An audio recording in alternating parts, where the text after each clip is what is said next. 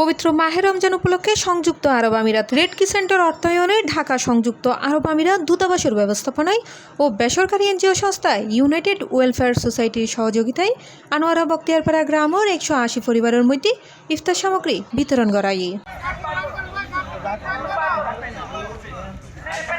মার্চের 1 তারিখ রবিবার বিকেলে উপজেলার বখতিয়ারপাড়া গ্রামের গরিব অসহায় ও মধ্যবিত্ত পরিবারের মধ্যে এই ইফতার সামগ্রী বিতরণ করা হয়। সারিবদ্ধভাবে দিয়ে এনে মাহে রমজানের উপহার গ্রহণ করে উপকারভোগী হল। এই সামগ্রী কিনফায় আনন্দিত উপকারভোগী হল। আলহামদুলিল্লাহ, মহান আল্লাহ পাকের দরবারে লাখো কোটি শুকরিয়া আদায় করি এবং সংযুক্ত আরব আমিরাতের হাজার শুকরিয়া আদায় করি এবং শেখ খলিফা বিন জায়েদ আল্লাহ দোয়া করি।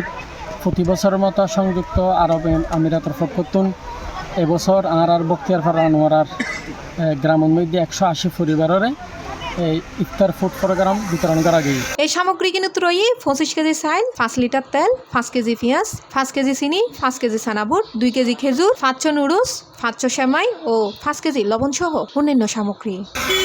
এই ইফতার ফুড কার্টনের মধ্যে প্রায় 25 কেজি চাউল, 5 লিটারি তেল, 5 কিলো পেঁয়াজ বিভিন্ন সামগ্রী আছে। অর্থাৎ উগ্র পরিবারের মধ্যে 1 মাস পর্যন্ত যাতে হাইট পারে সংযুক্ত আরব আমিরাত রেড ক্রিসেন্টের অর্থায়নে এবং ঢাকা আরব আমিরাত সংযুক্ত আরব আমিরাতের দূতাবাসের ব্যবস্থাপনায় ইনশাল্লাহ আজ ফুড প্যাক 180 ফ্যামিলির হাতে ফুড প্যাক আমরা বেগুন হস্তান্তর করি।